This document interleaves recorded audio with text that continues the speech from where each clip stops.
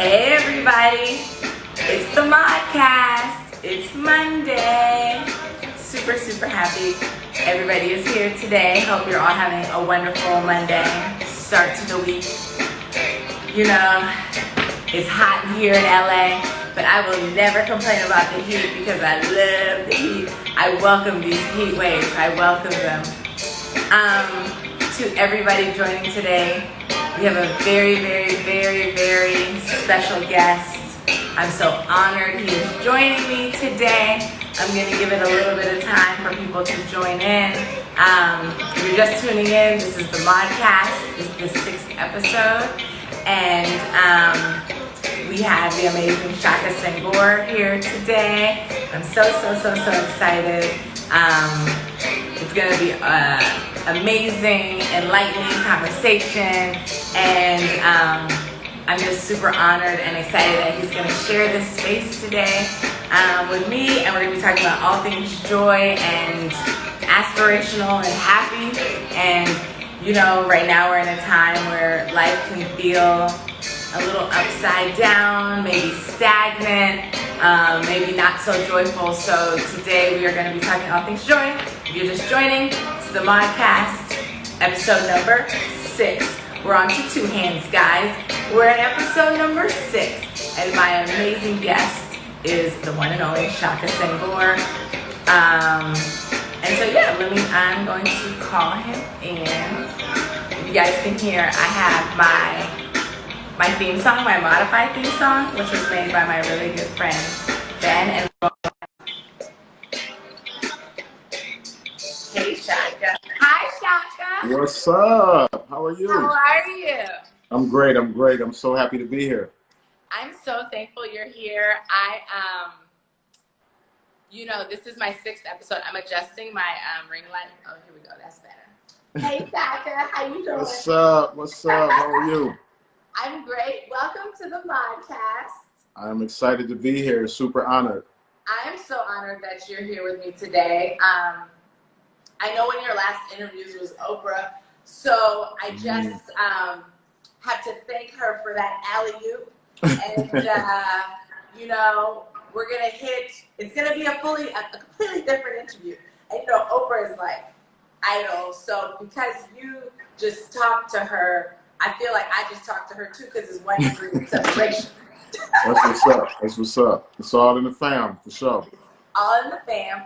So, Shaka, the MAUDCAST is about talking all things joy, and basically today we're just going to find out how you find joy every day. And every week I dress on theme of my guest because it makes me happy. So I wore my Malcolm X shirt. It says Malcolm X in all of us. That's right. Because I know you love Malcolm X. Absolutely. I love Malcolm X too. And my earrings are feathers. Love it. Because feathers are birds, and birds represent freedom. Absolutely. So this is my on-theme outfit for Shaka. I love it. Thank you, Shaka. So, I like to start the MAUDCAST. First of all, how are you doing on this lovely hot Monday today? I'm actually great. I'm at home. I'm chilling in my office where I've been all morning, literally since about 8, 9 this morning working. But I feel amazing. I feel good, energetically. I feel inspired right now to do a lot of things creatively. And I'm really excited to be here joining you in conversation. Thank you, Shaka. So one of my first fun questions is, what is your favorite drink, but non-alcoholic? Because, you know, I'm all age friendly, but what drink do you love that just makes you feel good, feel relaxed, but no alcohol?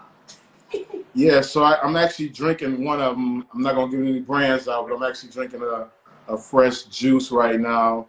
But I actually, and this is no cap, your friend Faith brought me a juice yesterday. It was mango, pineapple, orange. It was amazing. So that was really good. So that's what I'm enjoying right now, fresh juices. I love that. Everybody get your fresh juice on. Faith, you said it was mango, pineapple, and orange. Sounds delicious. And it had a little splash of ginger in it as well, so it was really good. I love the ginger. It's good for the stomach, settles us, grounds us. a little Yeah. kick in there. Absolutely. So, Shaka, I have 2 quotes that when I saw them, I thought of you, and that's how we're going to hop into this conversation. Okay. And the first one is by Khalil Gibran, who of course you know, and it says, "I slept and I dreamed that life is all joy. I woke up and saw that life is all service. I served and I saw that service is joy." And so, for those who don't know a lot about Shaka, I'm going to give you a quick, brief, round, summary, because I want you to do your own research and buy his book. Bam, you like that? I love New York it. Times best-selling author Shaka Senghor. Now, friends, Shaka and I have been friends for only 4 years, but it's felt like it's been 25 years. I know, right? It's amazing. You are incredible. And friends, Shaka is one of our closest friends and one of our most trusted allies, advocates, incredible human beings. But Shaka is one of the most amazing people on the planet. And when you buy his book, like I said, let's New York Times, let's put it back on the New York Times bestseller list. Okay, let's Paulo Coelho this thing. We can put it back on the New York Times bestseller list. Shaka is somebody who, when you meet, is kind and joyful and fun and amazing, and who has experienced one of the most crazy and hardest experiences that I could have imagined. You spent 19 years in prison, and we just celebrated your 10-year anniversary of freedom, Yes. which is amazing. And the reason I wanted to start out with that Khalil Gibran quote is because as soon as I met you, you were somebody who, you were getting an award for all of the work that you've done in the community and all of the service that you provide for others, for men and women who are getting out of prison, for young people in the hood, young people all around, grown-ups, you advise everybody. So, where do you find your main source of joy day to day, and how does service link in with that? Yeah, no, thank you so much for asking that question. The main place I find my source of joy is in being a dad. Like, there's nothing as joyful as being a dad. I have the most incredible 8-year-old son, Senghor, and when I wake up to that voice, to that smile, and to know that I have a responsibility. A lot of times people don't think of fatherhood as service oriented, right? So it brings me great honor when I am washing his clothes, when I'm preparing a meal for him, and doing that with love, without complaint. I'm a single dad, and a lot of times our stories don't get told. So I literally do everything from A to Z as it comes to raising my son, and I do it with a sense of joy and satisfaction. When I put him down to bed at night, to know that I provided a level of comfort that allows him to go to sleep with ease, like, that's joyful to me. My son is vegetarian, I'm not, but to prepare a meal for him, or to ensure that he has a meal that speaks to his particular dietary needs, like, as a dad, that brings me joy. He's very creative, and to provide the sources for him to create, and to watch him create and to watch his imagination be unleashed in an authentic way. Like, that's the type of service as a dad that is fulfilling, and that extends to other areas of service. I'm a mentor. I have schools that I've adopted throughout the country. And when I'm able to be in service to those kids, like, I'm so happy, I'm so fulfilled. But, fatherhood is the best. It's the absolute best. It's the most challenging in all the right ways. And it's the most fulfilling, when I can meet those challenges, and when I can honor all the requirements of what it means to be a dad, so I'm full of joy all the time because I'm raising this incredible boy. I have to attest. I love Sekou also. Everybody, Shaka's son is amazing, and he's going to be a guest on the MAUDCAST very soon. He is actually the reason that Shaka and I became friends, because I connected with his 4-year-old son at the time. And I told Shaka, he's so special. Can we stay connected? And I was really hoping you weren't like, this woman is a crazy lady. Like, why does she like my child so much? But, you know, I love children, and your son is really, really special. And I see thousands of kids a year, and there's something so amazing about Sekou. Now, you know, children bring us both so much joy, and we love Sekou. And I feel like having gone, thanks to you, having visited juvenile detention centers and prisons, I feel like a lot of people locked up, their inner child has been robbed, it's been stolen, it's been taken, and there's so much joy that comes from, you know, like, I don't want to grow up, I'm a Toys R Us kid. So, for 2 questions, do you feel like your inner child was robbed at only 17 or even before? And have you tapped back into that inner child, and how so? Yeah, I'm childish as fuck. No, on a serious note, you know, my childhood was, my childhood development was arrested very early on. You know, I was in the streets, you know, when I was 13 years old, fending for myself, navigating a very adult world, and then going to prison at the age of 19. You know, I realized in that environment that, for one, not just me as an individual, but for Black boys in general, you know, our idea of childhood gets taken away very early on. Even in a language that we use as it relates to young Black boys, it's like, you know, oh, this is my little man, you know, or you're the man of the house, you know, before you're even capable of providing. And so I realized that when I got home, and I'm gonna tell you how I realized that I was experiencing a new childhood. My first car that I purchased on my own was a '96 Caprice Classic. And it's an old school Chevy. I'm riding around Detroit. And one of the first things I did is I went and put the most obnoxious sounds in it, big old subwoofer, loudspeakers. And one day I was at a stoplight, and this was literally about 7 or 8 years ago. I'm at a stoplight, and I got Jeezy banging. I'm turned up on my Jeezy. I'm on my Jeezy swag, right? And a car pulls alongside of me, and it's the same kind of car. And the guy, he got his sounds banging, but he's literally about 20. And here it is, I'm like 40 at the time, and I laughed so hard, because I was like, damn, yo, I'm literally living my life like I'm a teenager or a young adult. But then I made peace with that, and I was okay with that. And I realized that the ultimate goal for me as a man is to embrace the fact that that little boy still lives inside of me. So I'm always finding ways to have fun. I love to have fun.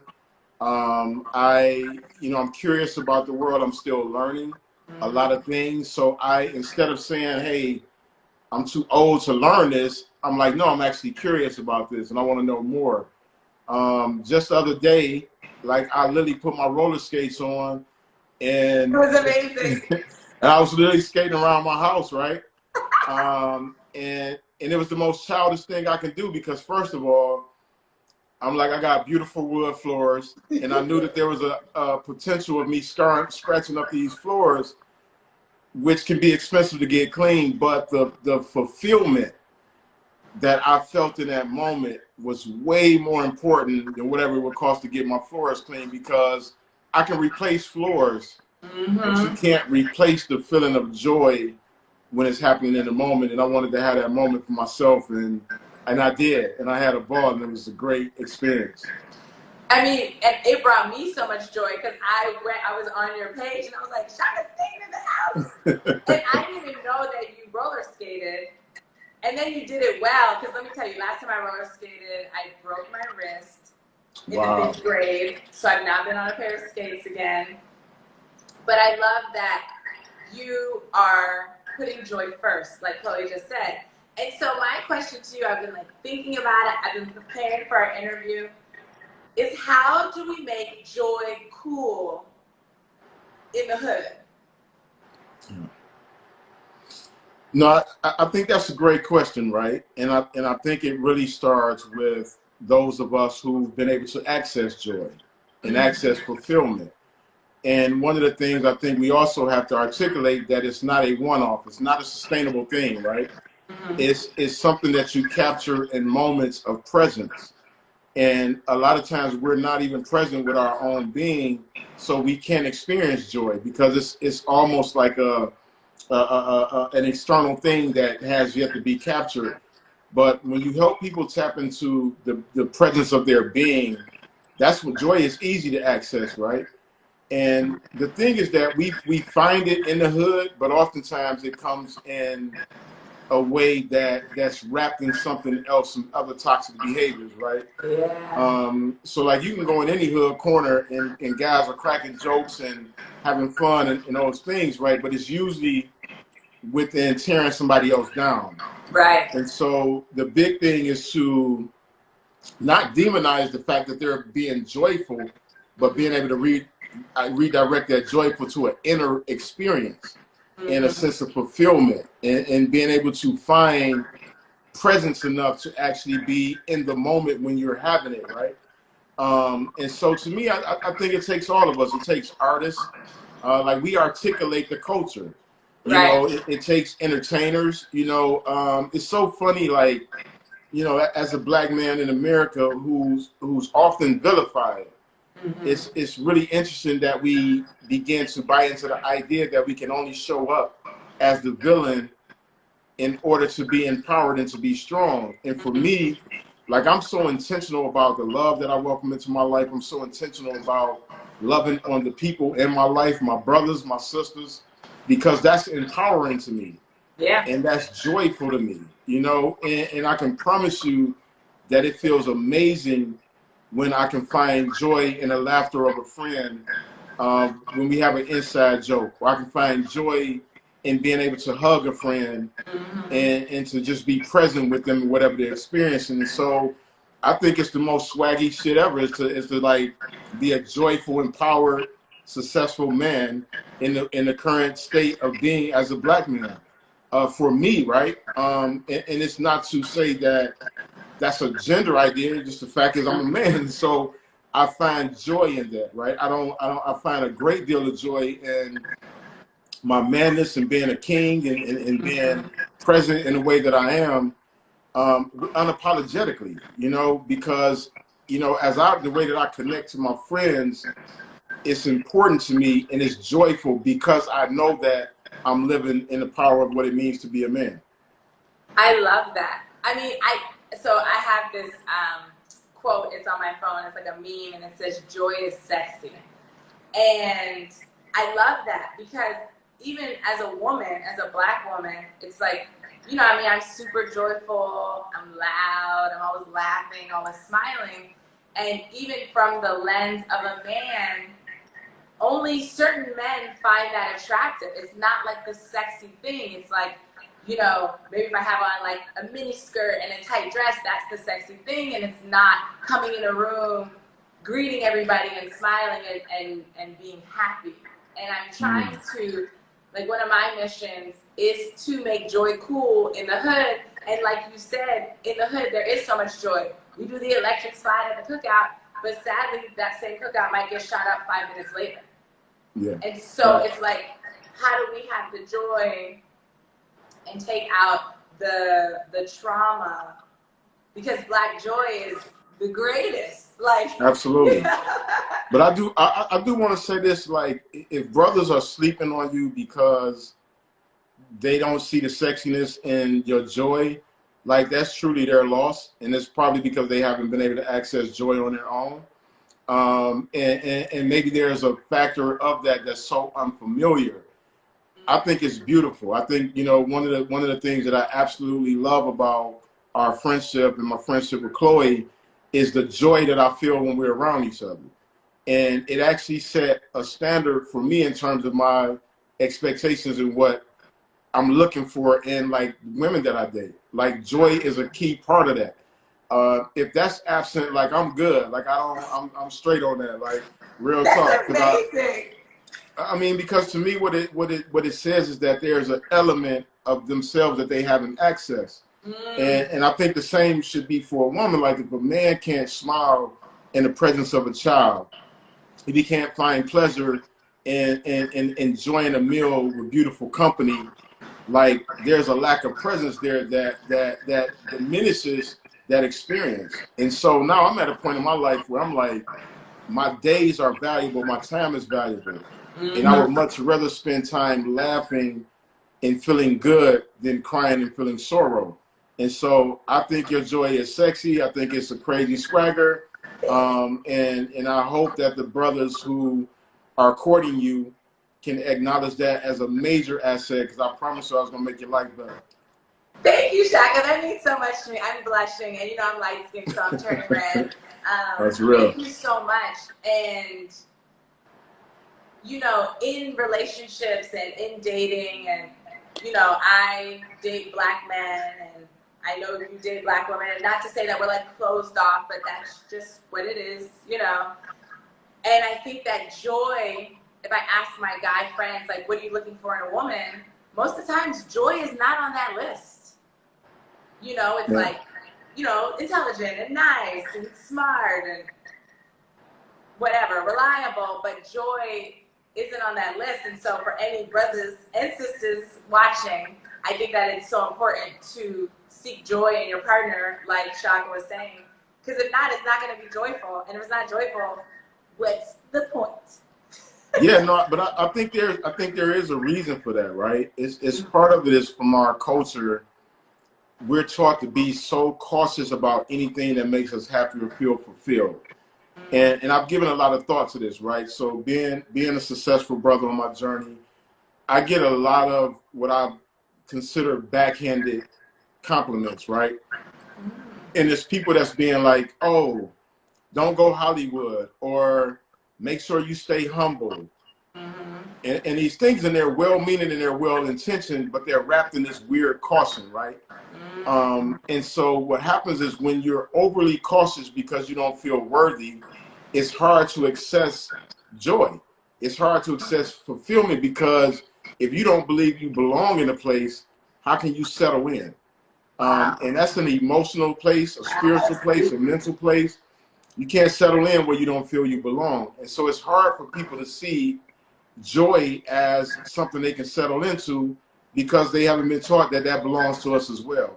And so I think this part of it is like retraining and like imagining how we experience life. So when people tell me to be humble, I said, no, thank you. I appreciate that. But my plans is to fucking be great. I love that. You know, when they're like, don't go Hollywood, I'm like, of course, because I can't go backwards. You know what I'm saying? Like, it's levels to joy. Like, that doesn't bring me fulfillment. Only going forward brings me fulfillment.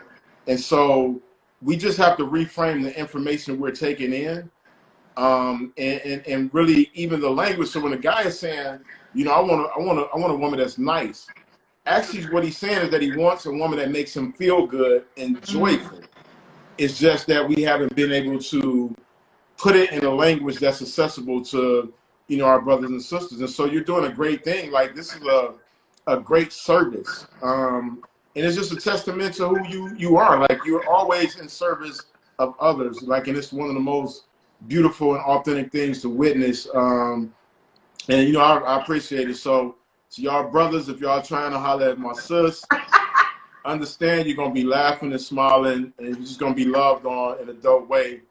And understand that, you know, she do got brothers in her back that's really about that life. So don't fuck that up. I love you, Shaka. I love you for all of those statements. Thank you very much. And Shaka and I live 10 minutes away from each other, so he's very, very, very close. Okay, everybody? Facts. You know, what's something, when I read your book, Shaka, which I'm going to pull up again in case people are just joining, buy this book, it quite literally changed my life. Like, you know, people say things like, oh, that changed my life. That changed my life. This book changed my entire perspective. It kind of, in a good way, was an earthquake to some of my beliefs. And, you know, I'm very confident in my intelligence and my value system and my beliefs. And your book made my life better, and it changed it for the better. And I told you I read it in 2 days, and I finished it on a beach in Brazil. I'm crying on the beach, and people are coming up to me because I was alone, like, "Are you okay?" And I was like, "The book is so good. The book is so good." And it was after we had been friends, which is amazing because I met you without knowing much about your past. I was like, I know he's from Detroit. I know he's from the hood, but I'm from DC and I'm from the hood. I love his son. He's cool. We cool. That's my fam.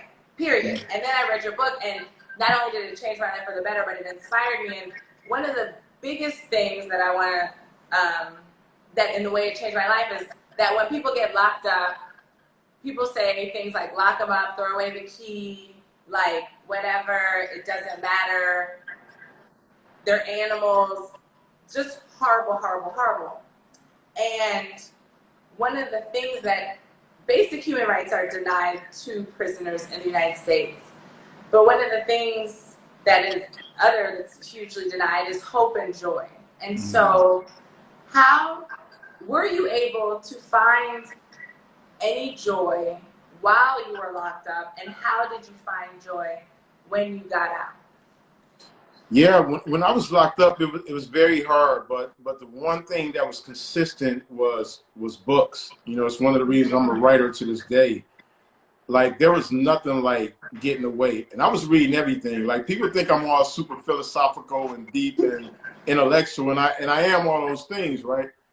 And I don't think we've ever had this conversation, but I was literally reading everything. So I would read, you know, all the deep stuff, Malcolm and Donald Goins and, you know, Iceberg Slim and all those books. Classics. But I also was reading like Jackie Collins, right? So nobody's think I'm like reading Hollywood Wives and Lady Boss. I was reading Sidney Sheldon and Stephen King, and like those stories, like they took me so far outside of the prison. And it was the most joyful thing. Like, I remember how excited I would be when the cell block quieted down.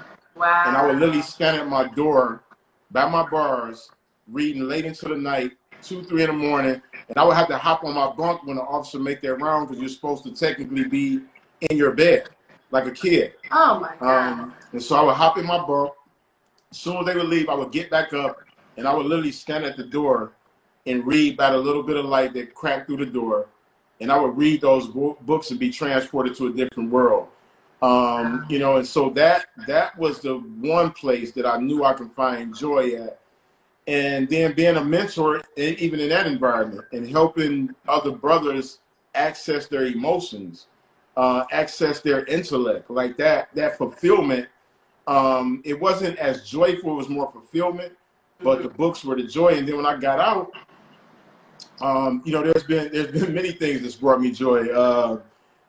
You know, just the ability to actually move in my true purpose, to start a company based on a vision I had, and to execute my game plan, and to sell books out the trunk of my car all the way up to a level of success that nobody imagined for me other than me. You know, so to be able to watch with each sale, every book, you know, I'm building this dream, this vision of people are going to know these stories that I'm writing. And so that was joyful, like being able to engage with, you know, the opposite sex, which I was deprived of, right? Like, it's nothing more fulfilling than having a conversation with a woman, and not even necessarily a woman of like sexual interest or romantic interest, but the energy of femininity, right? Like, that is joyful to me, to be able to have thought-evolved conversations with dope women. On a superficial level, like, I love to look at beautiful women. I was in prisons where I went years without seeing a black woman. Like, not just a woman, but years without seeing a black woman. So imagine that, like 5 or 6 years, and you don't see another a person of the opposite gender with your same skin tone. So my appreciation visually of women, and it's got me in trouble in relationships, because women who I've dated, they don't understand that a lot of the interest I have in having these conversations with women has nothing to do with romantically. It's because energetically, I was around dudes for 20 years. You're catching up. So, exactly, right? And so the thing is, like, energetically, I mastered being around male energy. You know what I mean? From building friendships, from going to war with each other, from understanding growth as fathers, as friends. My relationships with women have been very limited because I came home to a relationship. So there was limitations in how I can engage with other women because of that relationship, right? And then I was in another relationship, right? So for me, I'm very protective of my freedom as it relates to having women that are, you know, friends of the opposite sex, because energetically that feeds my soul in a way that has nothing to do with romance or sex. Now that part aside, it's also joyful to date. And I'm looking forward to COVID being over so I can just go out and have a meal. Yeah. My mom just said, my mom is here, by the way, Shaka, and you know my mom loves you. My mom just said, Maud would die. You know, I went to Croatia and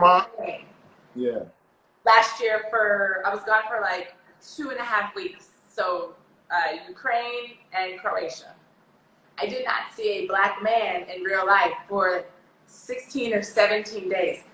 Now, mind you, Shaka, this is no comparison at all. I'm just saying you're a much stronger human being, because I was dying. When I landed in LA and I saw a brother, I almost ran to get him a hug. It was like, I needed to see you, and I also needed to be seen. Because also, there's nothing like being seen by yourself. Absolutely. So listen, it was 19 years before I actually went to a prison that was actually predominantly black. So I remember like walking into the counselor's office for the first time, and it's like a sister. Like, I mean, she in there with the swagger on, we in the D, and I was like, yo, it was so unbelievable to just be talking to her that I didn't even know how to talk to her. I was just like, you know, I'm going home in 60 days. What do I do, right? But it was so different, that kindred, that kinship, right? Of even though she was working in the system and understanding that I was in the system, but there was a way that we can communicate where I knew that she was championing that I would win when I got out, without her even saying it. Just how she treated me.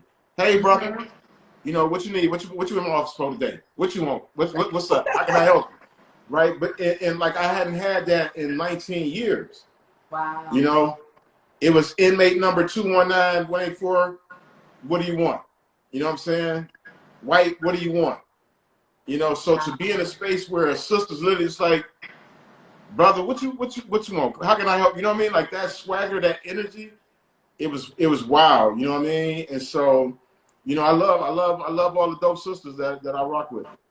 No, I mean, your journey is so incredible, and what's amazing is I never really thought about it that for 20 years you really didn't. You couldn't just like kick it with a woman, you know, as your home girl. Like we couldn't just kick it and talk and, you know, talk trash or whatever. Do you feel like, because right now you're one of the best black men in general, race aside, to speak to. For as a woman, I can tell you anything. You always listen. You always give me a great perspective. You're never judgmental. Like, I've known you for 4 years. You've never said anything that's offended me like me as a woman or women as a whole. You've never generalized. Do you feel like you had to like train yourself, or do you feel like you've improved? Like, think Shaka just got out of prison, first black woman you see to now, those conversations. I'm growing. I'm literally evolving, right? I think in terms of, you know, where I come from. Like I come from the streets, so I come from fast money, fast women, fast cars, right? So there are some behaviors I had to unlearn. I think I've always had like the respect part, like that's just true to how I was raised. Like I was raised by my dad with 4 sisters. Wow. So my sisters are like, you know, my friends, and so we really vibe. So there's always been like a bar of that level, right? But there's also some privilege that comes with being a man, right? And a man of means. And so there's a lot of behaviors that I had to be conscious and aware of that are very nuanced. And it comes from having great friendships with women where we can talk about real conversations that's not about all men this or all women that. It's like, yo, this is what I did, and how did, like, where am I wrong at? Tell me more. And like even in the dating world, so I talked to my sisters when I first came home after I broke up, right? So I'm like, okay, what's real? And they like, you know what? Just tell them the truth. Be real out the gate, blah, blah, blah. Okay, fair enough. Listen, I just want to smash. That's all I want to do. And okay, is that real enough, right? And they're like, okay. And that worked. It was just like a real conversation. We can have a conversation. This is what it is. And then it's like, I also want to go out to dinner and I want to do this. And then it started getting complicated because it's like, oh, you're exhibiting signs of something else, even though you had the agreement up front. And I had to learn this because I'm like, I don't want to just be a savage and where I just like smash and then dip. Right. I'm like, I'm really interested in hanging out with you. I'm just not interested in a relationship right now. You know what I mean? But then I've also failed in those communications when I saw it getting complicated. And so I've reacted. I've had like angry blow-ups and arguments and all type of, you know, shit. You know what I'm saying? But what I consistently do is I'll go talk to my friends who are women and say, hey, this is how I showed up. I fucked that up. I was just like, I was angry. I was frustrated and I didn't handle that right.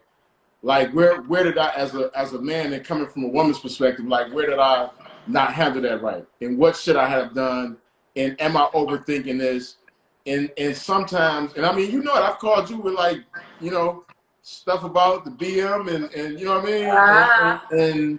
And it's real though. Like I can literally call you and be like, yo, I'm about to go the fuck off. And you're like, yeah, take a couple of steps back. I agree with you. You're right for being upset. But think about it through this lens, right? Right. And even when I don't agree, just to know that I can make that call is enough to slow that train down. And so I've grown a lot. You know what I mean? I'm still growing. I've been in 2 serious relationships. I've been in a couple of situationships. And I'm evolving to understand like what my core needs are. And as a dad, like literally as a single dad, it's way more complicated than people would ever speak to because men just don't talk about these things, right? It is hard dating with the thought of a serious relationship when you're a single dad because I'm not just dating for me. I'm dating for my son as well. I'm dating with the understanding that I'm co-parenting. And so like the things that I'm looking for are not always accessible because it's not, I don't have every night free. Right. You know, and your priority. Yeah, and everybody can't meet the young prince like out the gate. Like that's a whole process because absolutely not. Yeah, he's so full of love. Like that can't be, you know, just trifled with. You know what I mean? So it's complex. So, you know. No, I agree. And one of the things I feel like one of the through lines through what we've been talking about today is if you deny yourself the truth and your personal truth and the truth in general, then you are blocking your joy. Absolutely. Because even in these relationships or situationships with women, it's like you're being honest. And as soon as we start lying to ourselves, because I'll say this, women, we like to create stories sometimes. And sometimes, men, your actions don't match what you say. But what I've learned is men usually say what they mean, particularly if it's, I don't want to be your boyfriend. They don't want to be your boyfriend. So even if they're doing boyfriend-like things, you still have to continue to remind yourself, he does not want to be my man. So do I want to enjoy these dates and maybe these trips, etc. But and just enjoy that for what it is. I know that this is just this, and he might be dating other people. But as soon as you start denying yourself that truth, that I think is where the joy starts to fizzle. Yeah, absolutely. And then the drama or whatever, and the heart breaks, and the feelings turn sour because we're not being honest with ourselves and with each other. Absolutely, and I think that's the thing too. Is like you can't force the journey, you know. Mm-hmm. And if you're not willing to go on the journey, then you should just hop in that lift and keep it moving. You know what I'm saying? You know, because that's just real, right? Like if somebody's being honest with you, but then this is where the trick come in at. Like so, when it was going that way, and I'm being honest, and then I'm like, okay, now I still got the complications. So what if I just don't say anything and just be like, okay, this is how this plays out, and it's just it gets super complicated, right? And I think part of it also is not even about gender. It's about the social structure of what people believe relationships to be. This idea of ownership. Like you want to own somebody. And like that's one thing that I can't be owned. Like you can't own me in that way. Like, you know what I mean? And the whole way that this structure is the way that we even say my man, my woman, my. There's a lot of that that's rooted in this idea of ownership, you know, and that once you love someone, that somehow everything about them has to conform to fit the narrative that you have in your head, and it doesn't. You know what I'm saying? Like I was a whole human being before we ever connected. And so yes, that means that there, you know, can there be some compromise on some things? Absolutely. But that's an agreement we're entering to where we're both permissive, not because something I do makes you feel some kind of way. Like that's some shit that you got to fix. Just like if it's something that I'm feeling, I have a responsibility to check myself and say, okay, is this my thing or is that her? You know what I mean? And if it's her and it's who she truly is, then am I willing to sign up for that or not? You know what I mean? But you can't own somebody else. And so I'm it's going to take a level of spiritual maturation, therapeutic understanding, you know, mental agility to actually be in partnership with me at that level. Because I'm not settling for nothing less than that. Hell no. And I mean, I like to look at relationships. This is also probably why I've been single for 6 years. But here's the thing, and Maya and I talked about this a little bit last week.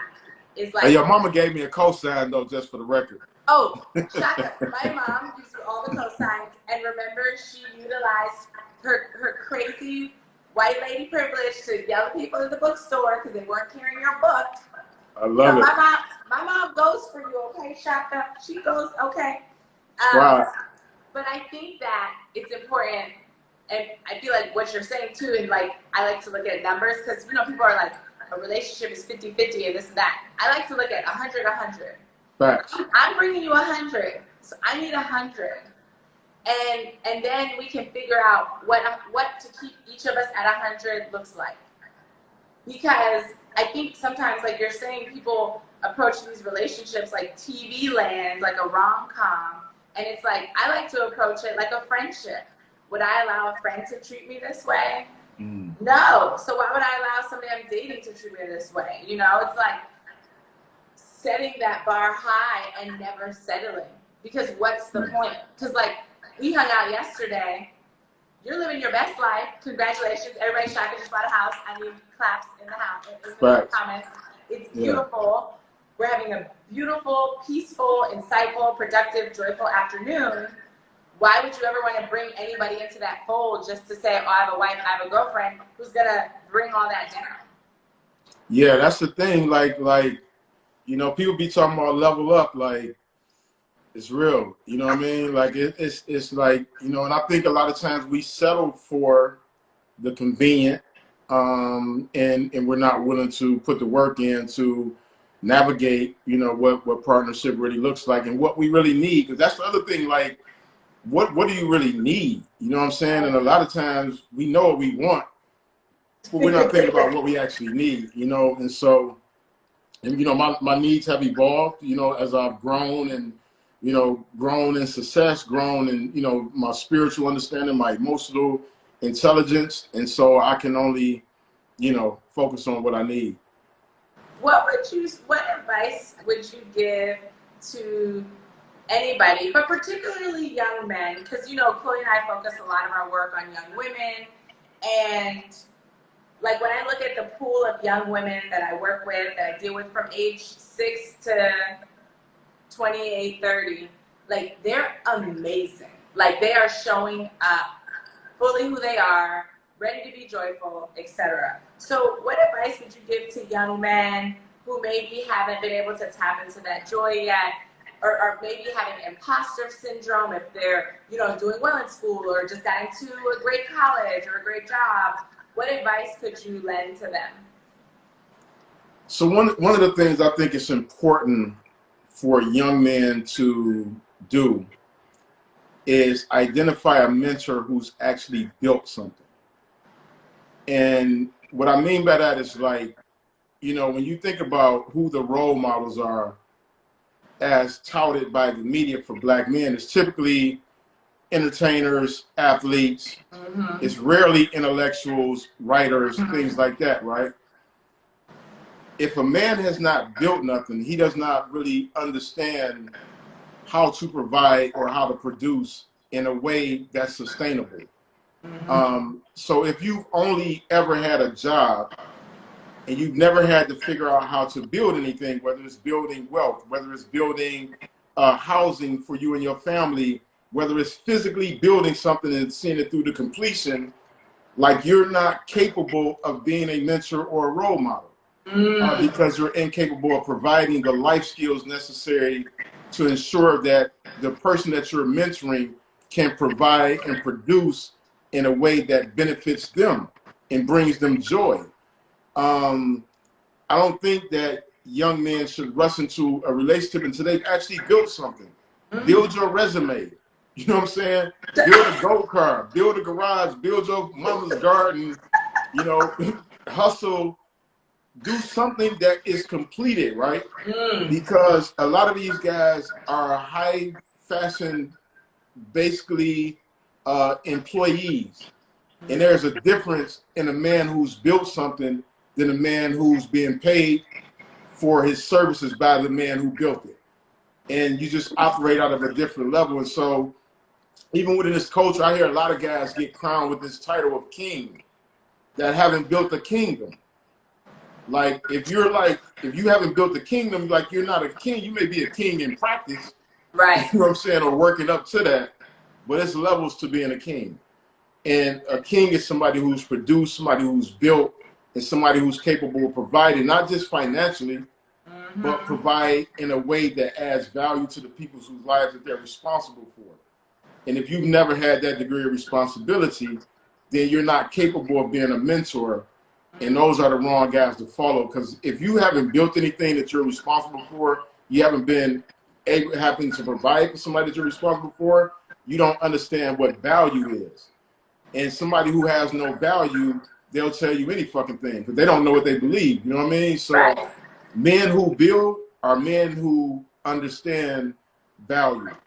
You know what I mean? And so I love that. I love that you even said build your mom's garden. Like if we have a teenager or a 12-year-old listening, build a garden.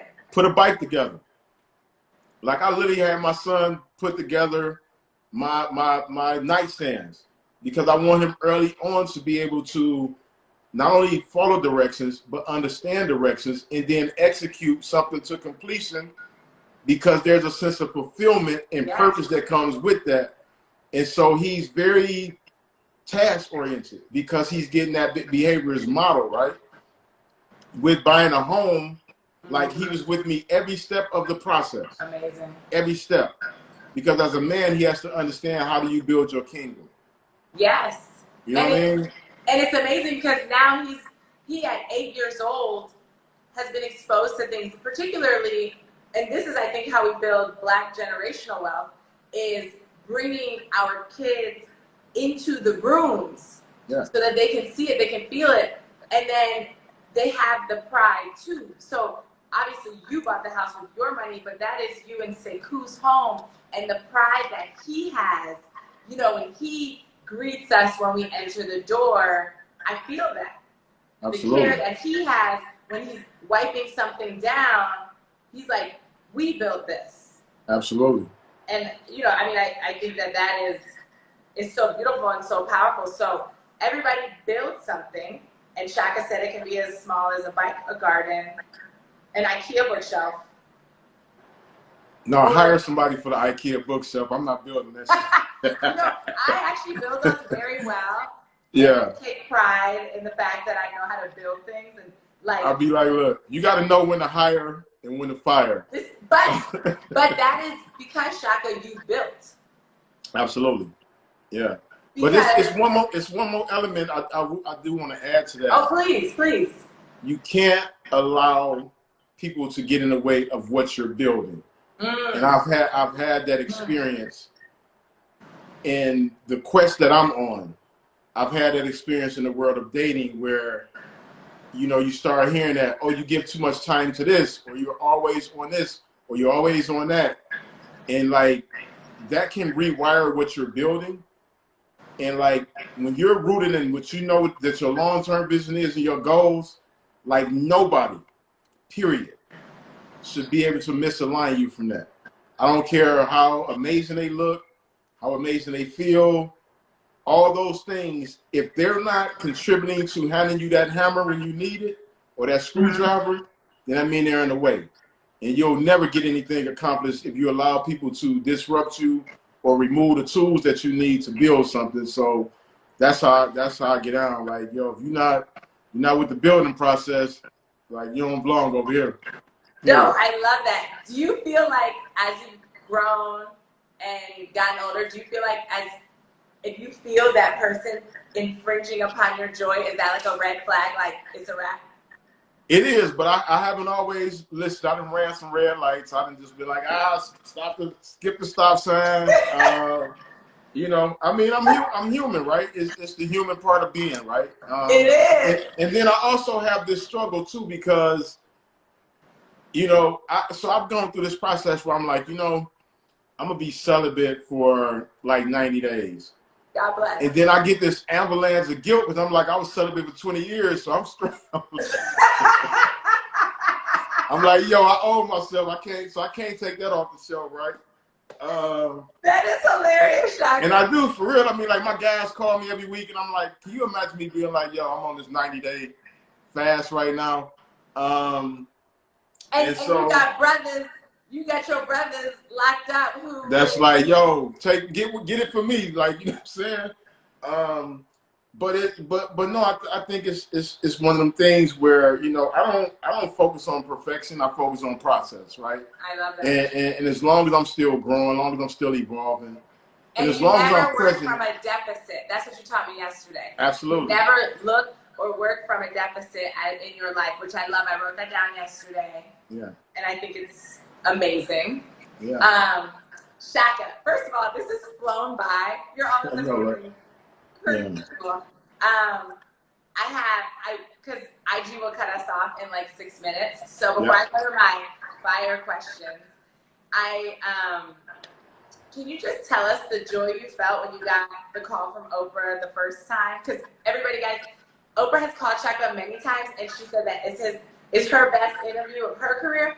But I just want to know, because you had manifested that while you were locked up, that she was going to call you and read your book. So what did that feel like when that manifestation came to life? It was the most fulfilling moment for me, because it was validation that thoughts become things. And it really was reconciling the vision I had for myself. So it was amazing. I'm gonna tell you what was even more amazing, though, honestly, is when she said to me that my memoir was one of her absolute favorites. And the one she read was the one that I self-published. And she just recently told me that, right? Oh. And so that was just so fulfilling and so joyful. I mean, and everybody who's just joining, this is the book. Buy the book. So Shaka, some fire questions. Because, you know, I'm going to manifest my dreams with you right now, because clearly goodness happens with you always, is that I want to host my own talk show. And I only want to talk about positivity and how people have gotten to joy, because too much is magnified on the negative, on bad things people do, bad things people have done. And when I think of you, I only think of goodness. I don't think about your past, but your past, without your past, we wouldn't know each other. You wouldn't be where you are today. So it's important, but it's not your defining moments. And so some quick joyful fire questions, Shaka. What city brings you the most joy? Detroit. I'm from the D, yo. What up, though? Yeah. Yeah. What food brings you the most joy? Some really home-cooked fried chicken. Like I'm the Ooh. blackest of black. Yeah. I don't know how to fry chicken yet. I'll work on it. What human being brings you the most joy? I think I know. Yeah, Senghor brings me. It's no greater joy than that, for sure. I love it. And so, Shaka, first of all, thank you so much for honoring me with your wisdom. This was so enlightening. Every time I speak to you, I feel like I learn, I grow. I always feel so happy. You made me blush. Thank you. You told brothers things to think about, put things in perspective, which I think is so important. And so, hold on, they should say Faith can cook that chicken. Oh, Faith knows how to fry chicken. Okay. Tell Faith to pull up. We're gonna have, Mr. Fascinate wants to see the book again. That's Righting My Wrongs. Let's take it to the New York Times bestseller list again. This book will change your life. It'll make you a better person. It'll make you a better mom, a better dad, a better friend, a better boyfriend, girlfriend, whatever it is you identify, it'll make you better at. And since Malcolm is a hero to the both of us, and even when you were just talking about now how you would read books standing up in a light, just like Malcolm did when he was in prison, I just want to leave us with this quote, and it's, we need more light about each other. Light creates understanding, understanding creates love, love creates patience, and patience creates unity. And that's Malcolm X. And this is Shaka Senghor. Thank you again, Shaka. I hope you had fun on the MAUDCAST. I did. I had an amazing time. This has been incredible. Thank you so much. Best. And I do want to say this though. You said that you want to create, you want to be a TV host of joy. You're already doing it, so it's already done. So keep doing it, and we're here to rock with you and support you all the way to the fulfillment of your vision. To the top. So I like to end every song. When I think of you, Shaka, I think of this song.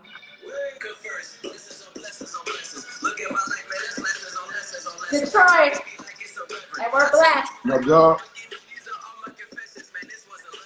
Thank you so much, Shaka.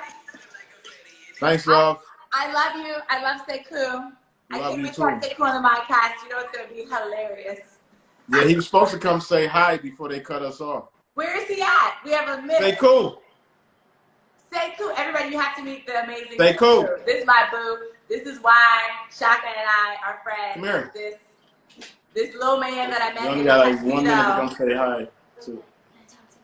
And they said, "Oh, Usher's here," and I said, "I don't care, this little child." Hey, Senghor, how you doing, bro? Hi. Can you say hi to the people? Hi. Senghor, you're going to be on the MAUDCAST very, very soon. Are you excited? Mm-hmm. I'm excited too. Just know, Senghor, that you bring, obviously you bring your dad joy, but you bring so much joy into my life. And if it weren't for you, I would not be friends with your dad. So I just want to say thank you, and I appreciate you very, very much. Thank you. And don't forget, Senghor, can you tell the people to modify their day? That really runs. That's a really good run. You gotta say it. I got you have to modify your day. You gotta modify your day for your day to be great. That's amazing. I love you guys. Bye. Everybody have a wonderful week. Thank you, Shaka Senghor. Don't forget, buy the book and treat people well.